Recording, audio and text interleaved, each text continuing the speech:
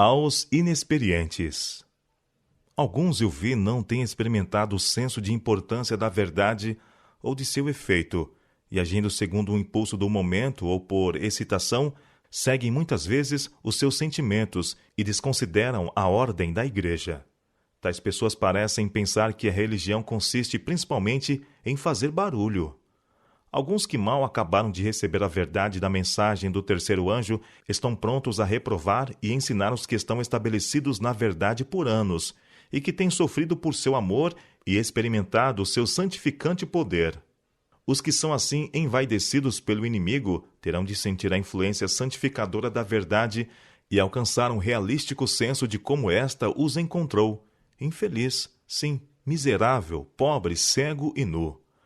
Quando a verdade começa a purificá-los e purgá-los de toda a escória e impurezas, como seguramente fará quando recebida no amor a si mesma, aquele por quem é feita esta grande obra não sentirá que está enriquecido e aumentado em bens e que de nada necessita. Os que professam a verdade e pensam que sabem tudo antes que tenham aprendido os seus primeiros princípios e que se atrevem a tomar o lugar dos mestres e reprovar os que por anos têm permanecido firmemente pela verdade, claramente mostram que não têm compreensão da verdade e nada sabem de seus efeitos. Pois se conhecessem alguma coisa do seu poder santificador, produziriam fruto pacífico de justiça e seriam humildes sob sua suave e poderosa influência. Eles dariam fruto para a glória de Deus e compreenderiam o que a verdade tem feito por eles, considerando os outros melhores do que a si mesmos. Vi que o remanescente não estava preparado para o que está para sobrevir à terra. Estupefação, como letargia, parece possuir a mente da maioria dos que professam crer que estamos vivendo a última mensagem.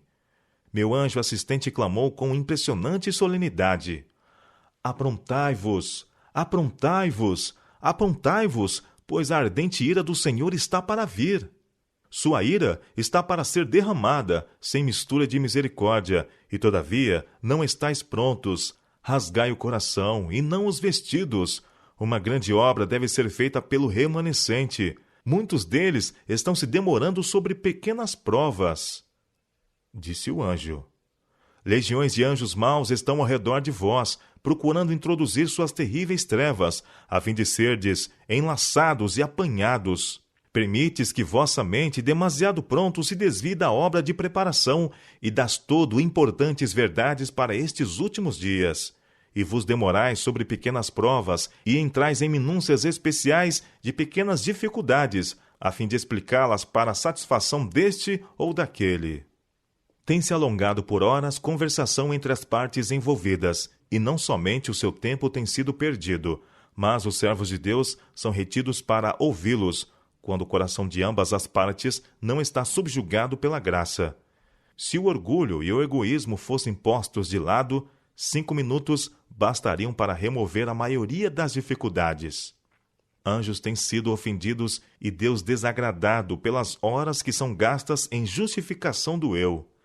Vi que Deus não se curvará para ouvir alongadas justificações, e Ele não deseja que os seus servos o façam. E assim esbanja em precioso tempo que devia ser empregado em mostrar aos transgressores o erro de sua conduta e tirando almas do fogo.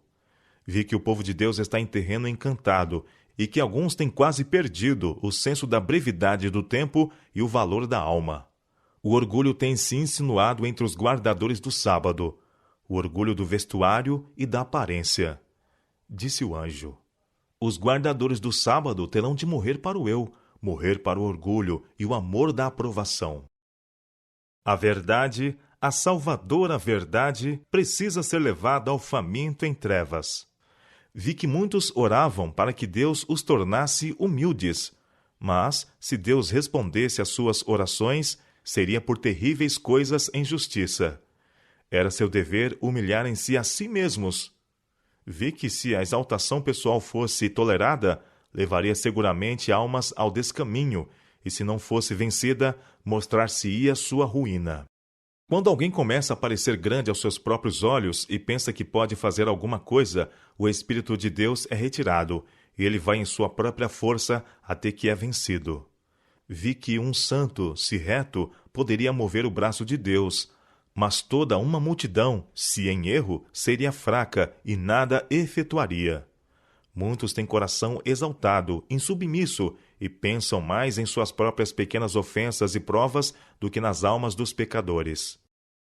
Se tivessem em vista a glória de Deus, preocupar-se-iam pelas almas que perecem ao seu redor, e ao sentirem sua perigosa situação, apegar-se-iam com fé enérgica, atuante em Deus, e sustentariam as mãos dos seus servos, a fim de que pudessem ousadamente, mas com amor, declarar a verdade e advertir as almas a que se firmem nela, antes que a doce voz de misericórdia morresse na distância. Disse o anjo: os que professam o seu nome não estão prontos. Vi que as 7 últimas pragas estavam vindo sobre a desabrigada cabeça dos ímpios, e então os que haviam permanecido em seu caminho ouvirão amargas acusações de pecadores, e seu coração desmaiará dentro deles.